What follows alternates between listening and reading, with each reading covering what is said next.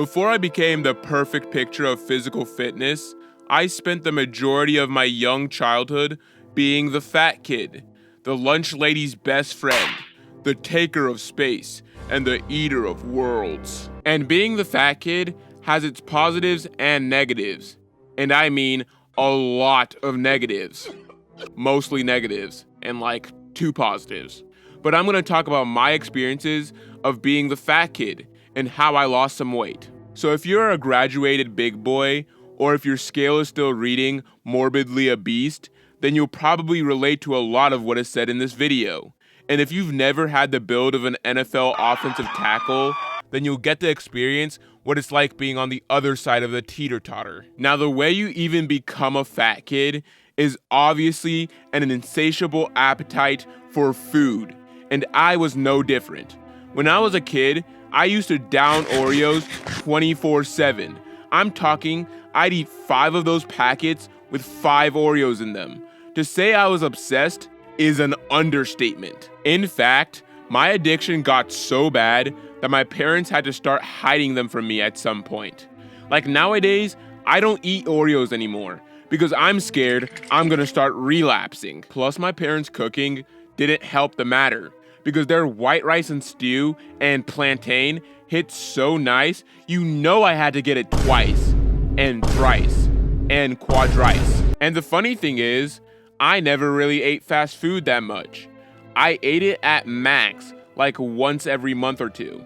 My problem was really eating normal items at an insane excess, and school lunches. Because at my school, the school lunch was chosen, and you decided if you wanted to order it before lunch. And in these orders, you could get singles, doubles, or triples. And you know I was getting that triple cheeseburger every time. And if I packed my own lunch, I'd be bringing a lunch pail of that white rice and plantains.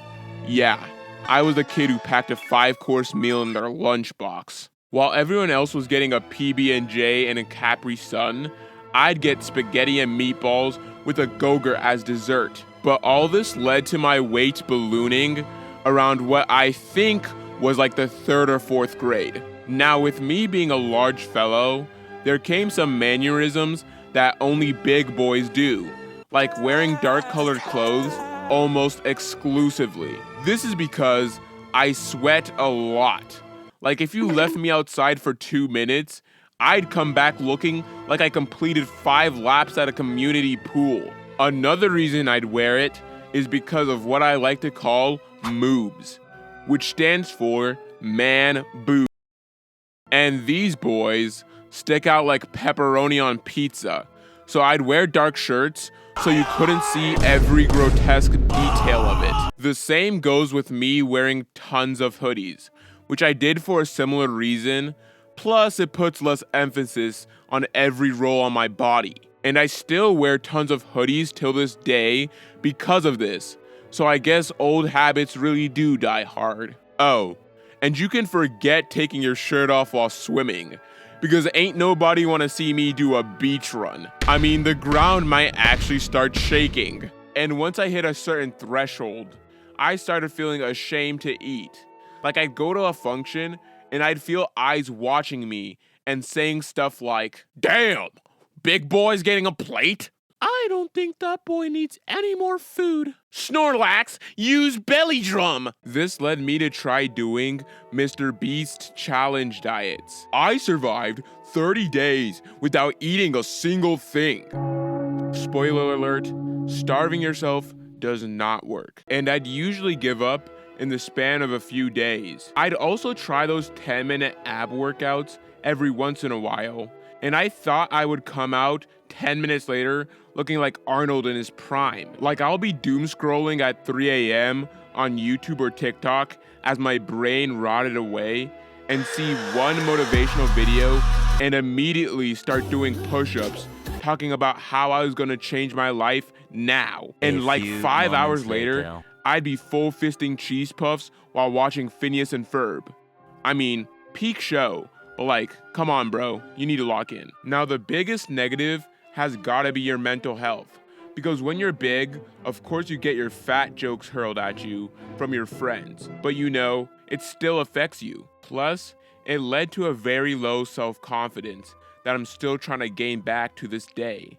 It got so bad that I couldn't even look at myself in the mirror anymore, and I would avoid taking photos and videos of myself. I mean, I would even go as far as to open the camera app away from my face and switch it to the back camera, also I didn't see how I looked like.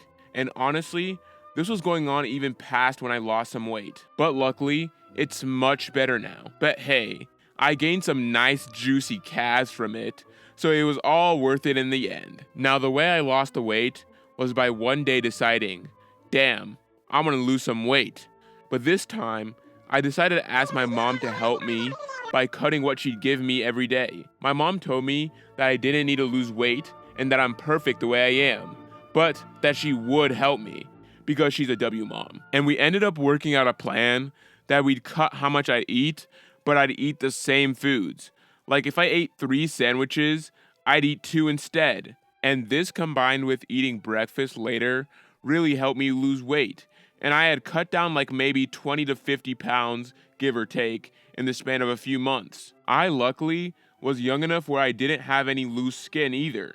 I did become skinny fat though, because I didn't weightlift at all back then. Oh, hell no. But once high school football weightlifting hit, they made sure to get me right. But yeah, that's how I stopped being the fat kid.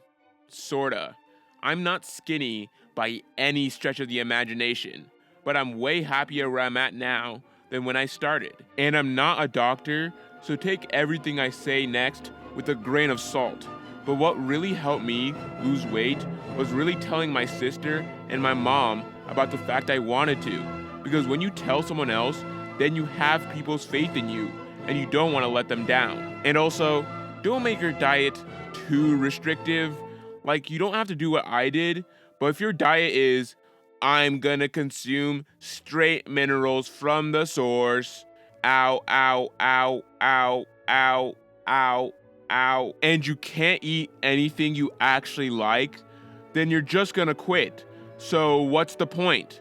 Like, you should cut out junk food, of course, when you can, but I mean, you can enjoy life, Anyways, this video is a little bit more personal to me, so I hope you enjoyed it.